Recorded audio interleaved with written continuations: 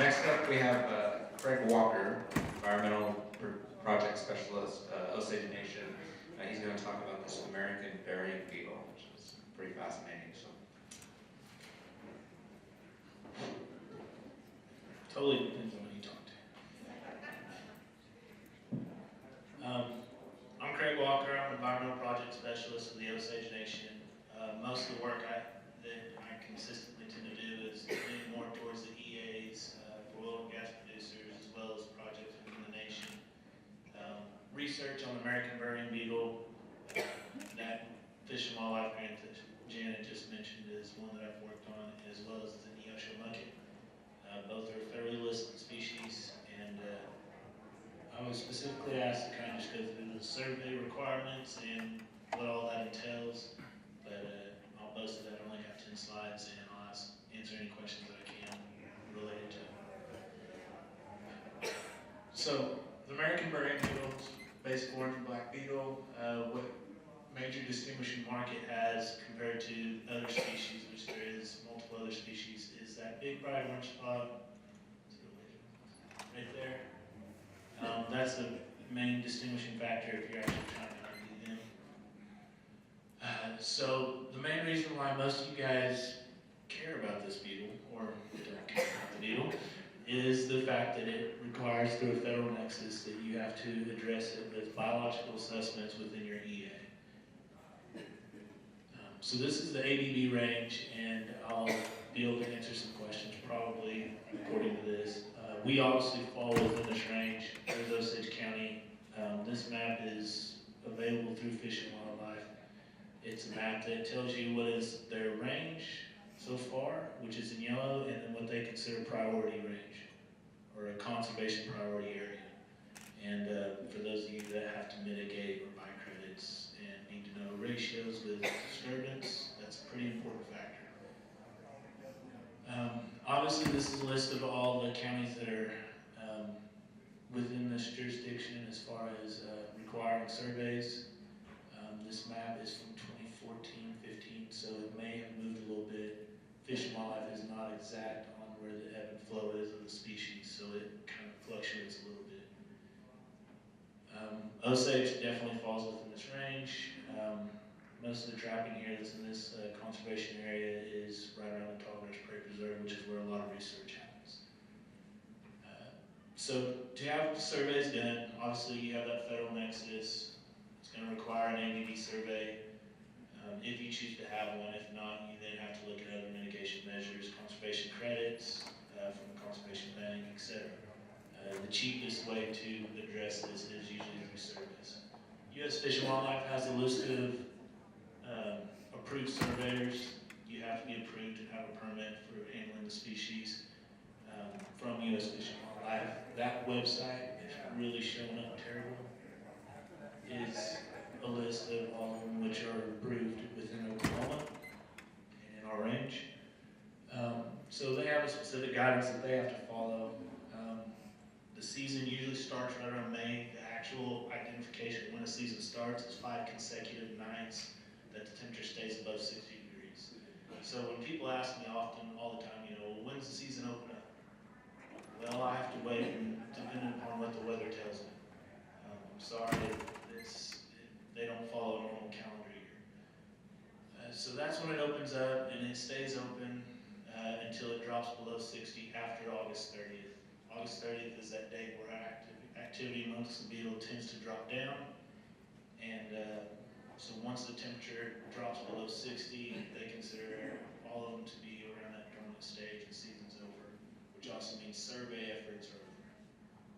It's unfortunate, but that is what happens. There's other parameters. While surveys are being conducted, it has to be 5 consecutive nights, preferably with no disturbance.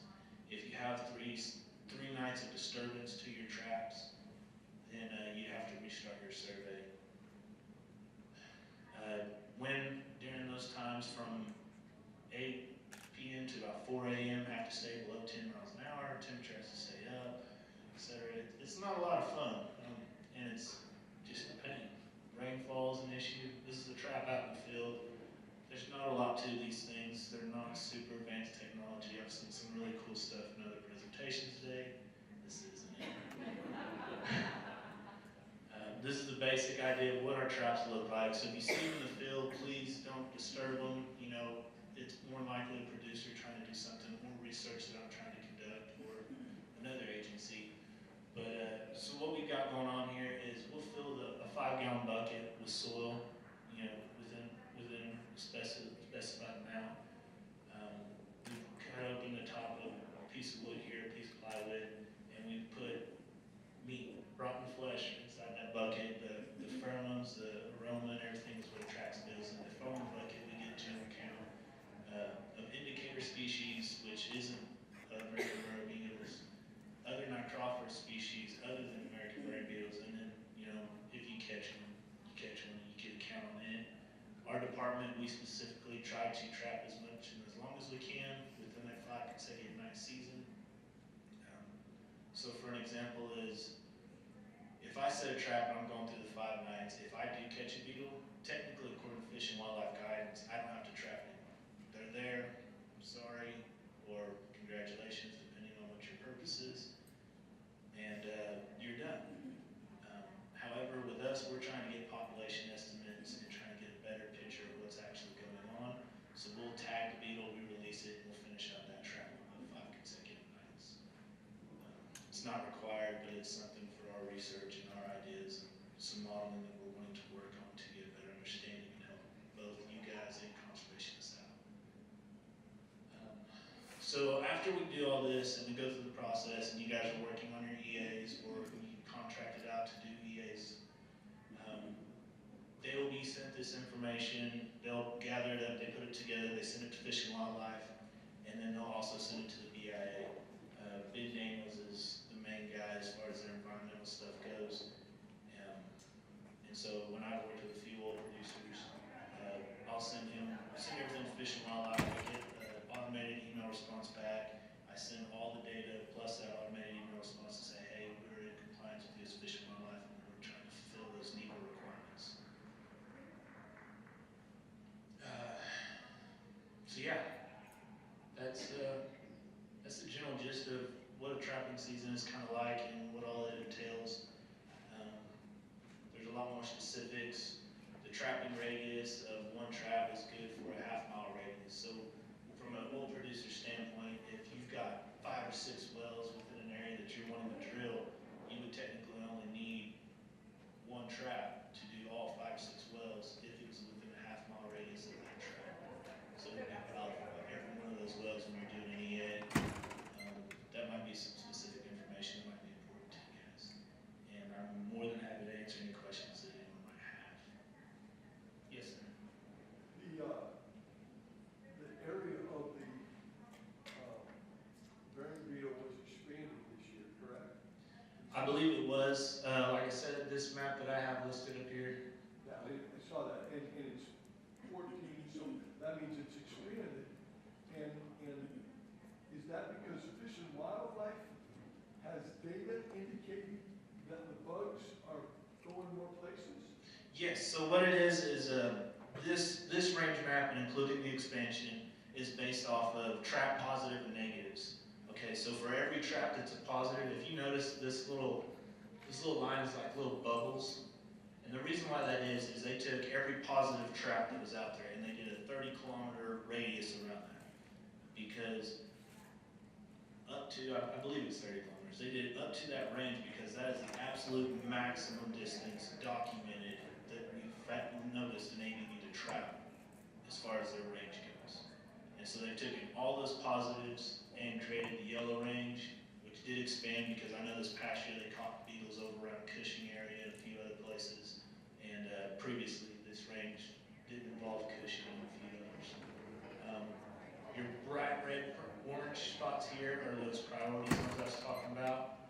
And those are ones where lots and lots of trapping and there's obvious populations there that are year in, year out, they're making positive catches there. Whereas the yellow ones is, oh, we had a positive catch here this year, but the last 5 years and future years, we don't always get a catch. Yes, sir. So here's my follow-up. That's a third of the state of Oklahoma. Why is this bug endangered?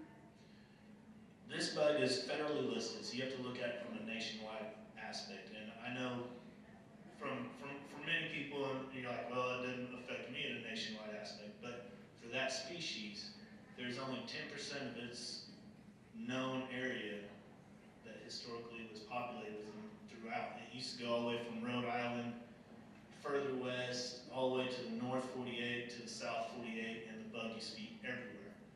They're no longer 90% of that population, and so because of that, they've been listed. So all of those X places that used to be, having to do the same American Berry beetle study to put a bridge up or one up? I don't know that it's going to be for the entire historical range. I do know that there's areas such as, there's a population that's current and extant right now, just like in Oklahoma and Nebraska and Rhode Island, and I do know those areas too, yes. Yes, sir. Do the rest of the counties in Oklahoma have the same restrictions or procedures to track and survey as we have in Osage County? Or can they skip one of the steps you're talking about? So are you talking about in other states or just within this state? In Oklahoma. In Oklahoma. So within Oklahoma, U.S. Fish and Wildlife for our region has a list, and this is actually the list right here. Do they have to follow the exact prescribed procedure in all of those counties as you follow here in Osage? Yes, sir. Every one of these counties listed, if they have a beetle survey done, they have to follow the exact same guidance I do for the entire region. Last question. If you put salt on ABV, do they taste like peanuts? I don't have an answer for that one, I'm sorry. Haven't researched it. At the back, and I'll get you next. Craig, I want to follow up on Bob's question. Hopefully not about peanuts. No, not the peanut part.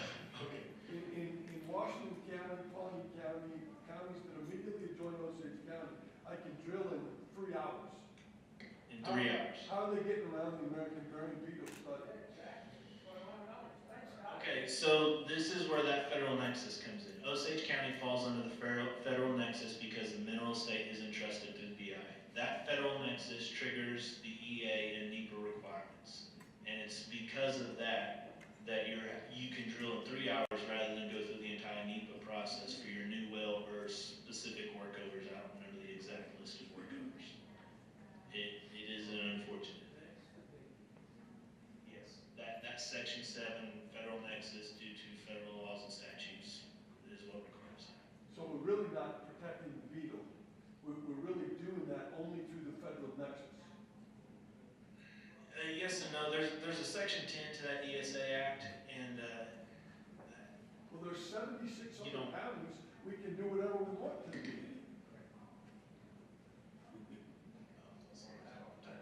sorry, I heard noise. You can and you can't. There's still tons of projects depending on what they are, and some of them are at a federal nexus level, others are not. Building a bridge per se, that's going to be a county or a state thing. So again, that's going to throw into that government side of things, and they're going to have to follow the ESA to meet those requirements as well. Private land ownership and surface rights and mineral estates and mineral rights is some of the things that you guys are battling. Outside of Osage County, you don't have to battle.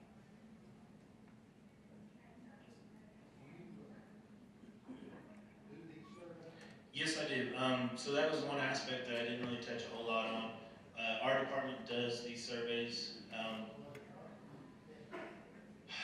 We did surveys for one producer. They did 4 wells. It cost $2,000, I think, total. And the reason why ours are at that price, we give people a guarantee because there's that 2-season thing that people get upset with as well, as far as the permit and your valid surveys. So if you trap early in the season, that trapping session's only valid to July 28th, and then you'd have to trap again. Well, when we do our surveys, if you say, look, I need to get drilling, I need to get going, when the season opens up, set it up, we go out there, we'll trap early in the season. Our stuff will be valid, we work with Fish and Wildlife, we send it to the BIA. If something holds up in between there through your EA on something else, then also they look at it and say, well, it's past July 20th, and survey. We don't charge you for the second survey. We do that survey during that second portion of the year to make it valid all the way through winter and into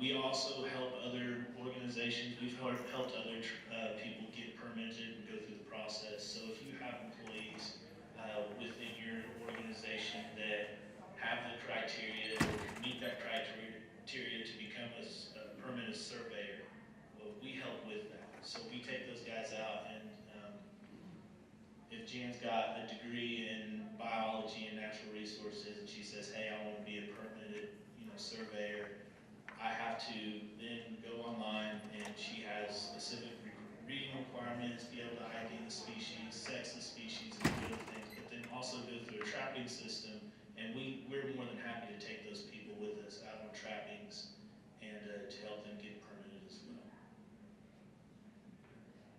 Yes, sir. Say I've got an existing lease, it's an old lease. Does this just pertain to new drilling? Like if I have to relay a D line or something like that, what am I required?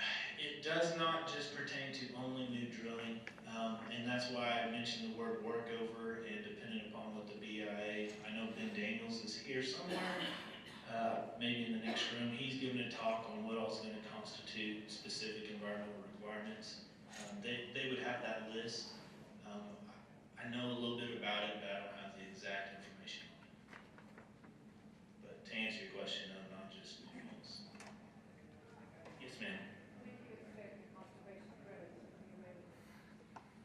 So conservation credits and the availability of them, that's going to be, I know where you're going with this one, and we're still conducting research as far as the availability with the tribe serving those, and that's information and stuff we're working on, part of the research through our Fish and Wildlife grant that we have. There are conservation credits currently available, but you have to contact a conservation bank down south. Muddy Boggy, I believe, is one of the main ones down there that a lot of people contact. I believe the going rate per acre is right around $17,000 if you have to utilize them.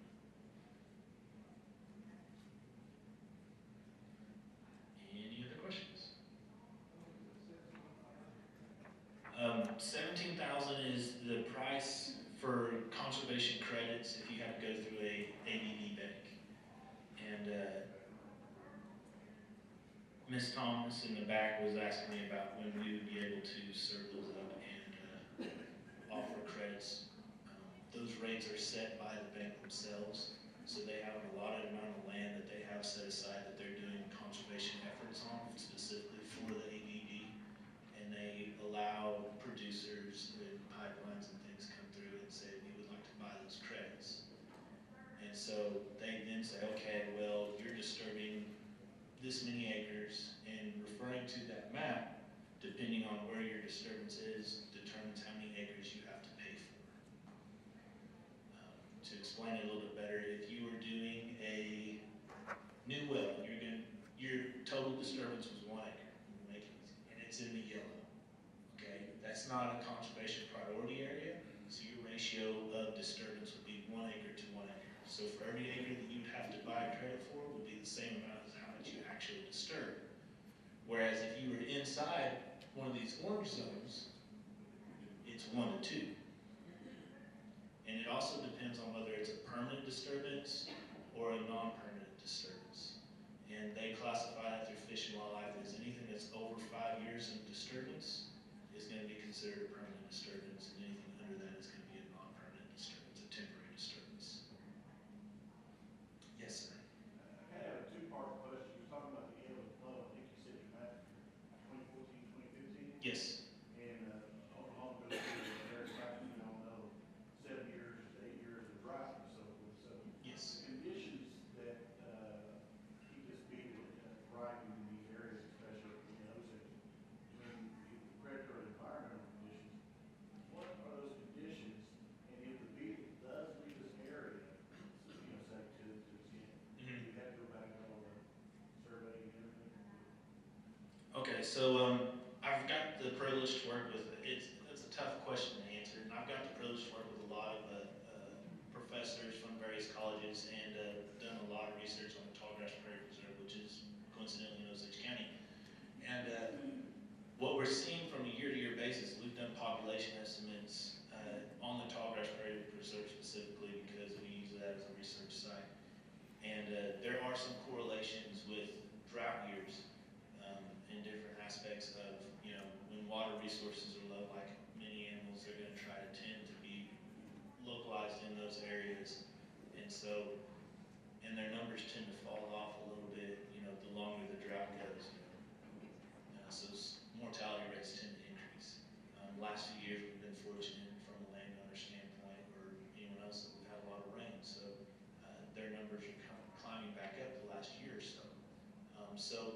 There are some factors there. What we do know is that the species tends to be a habitat generalist. So if it's not just concrete and it's not super short grass and there are resources available, they'll utilize those areas. And we're trying to figure out why they're specifically going to specific areas through those certain conditions.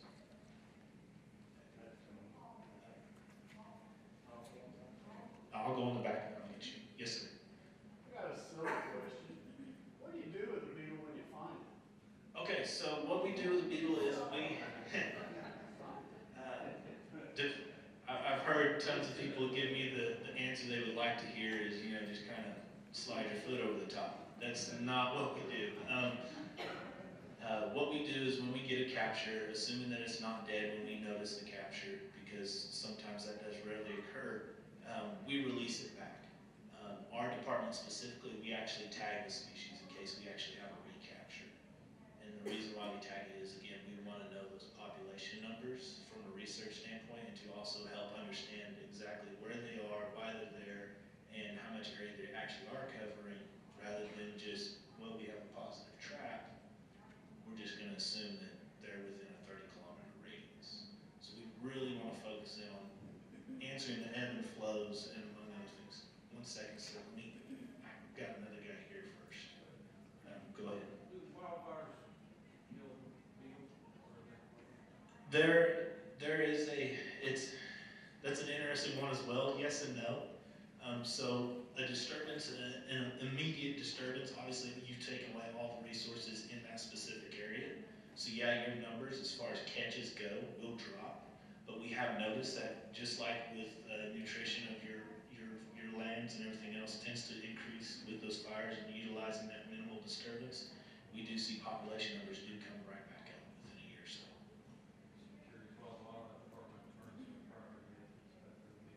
Right. Well, they do have to have EAs for those. Again, that whole federal thing. So Unless you're a wind farm. Yes.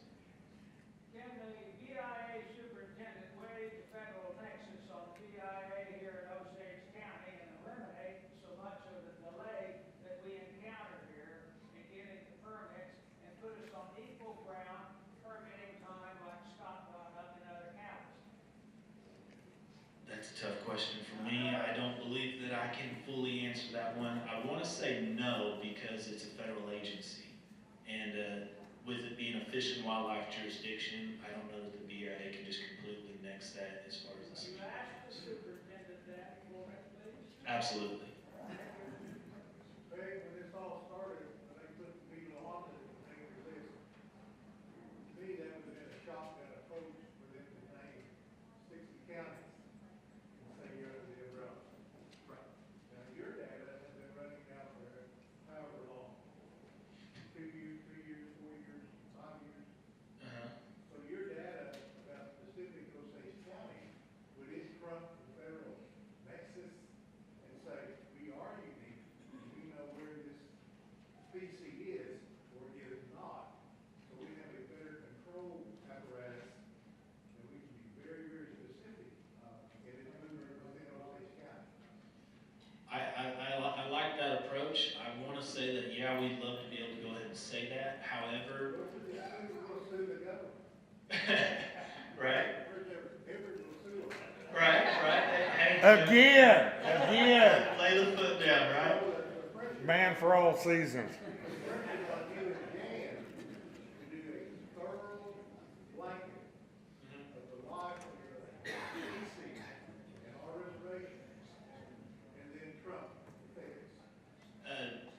With a lot of time and effort, maybe one day we could do that. From what I've got to survey and everything, we're not at that point. The one thing the federal government does have. This is what the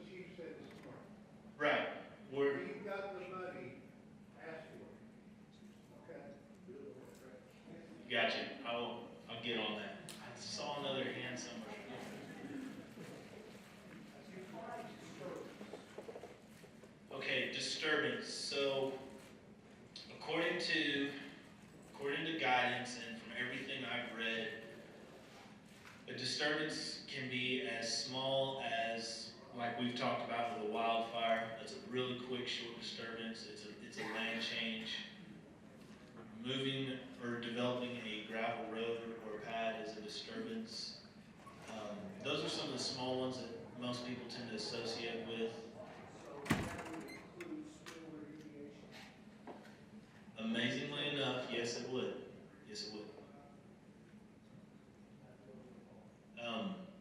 That being said, on that, I haven't had anyone ask for a survey, and I don't know how that fully works on if they would have to push a survey on that. I would assume so, because even now today, USDA, NRCS, if you want a pond on your property, you have to have a beetle survey done. Well, I know our,